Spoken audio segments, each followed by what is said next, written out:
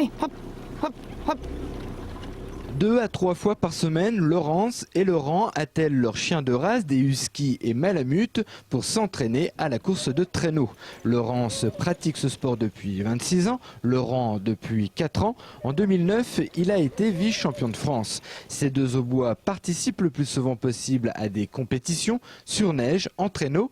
Pour l'entraînement, ils utilisent un kart qu'ils ont fabriqué à partir d'une mobilette. Ce sport est une passion, un rêve d'enfant. Un peu comme tous les gamins, c'est un rêve au démarrage et puis après on passe du rêve à la réalité et puis donc j'ai connu Laurence qui m'a fait connaître cette passion, on va dire, carrément. Donc elle m'a entraîné dans son délire. C'est un petit peu le fait d'être avec ses chiens dans la nature, de profiter des chiens et de la nature.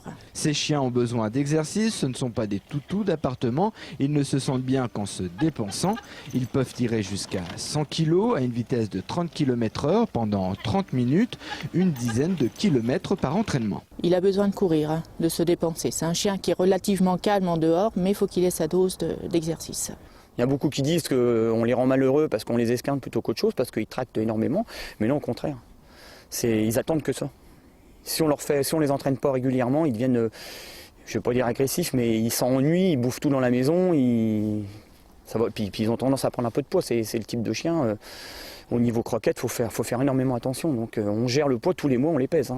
C'est des vrais sportifs. C'est les sportifs de haut niveau.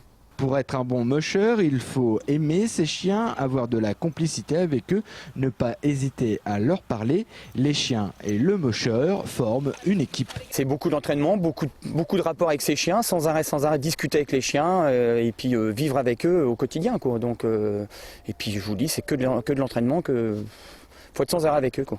Il faut compter 2 à 3 ans pour que le chien obéisse parfaitement, sache se diriger à l'écoute du maître. C'est un petit peu comme les chevaux, quoi. Faut leur dire gauche, droite, suivant les chemins. Demi-tour, quand on s'est trompé, qu'on a loupé un chemin ou quoi, faut faire demi-tour au chien pour qu'il revienne sur ses pas.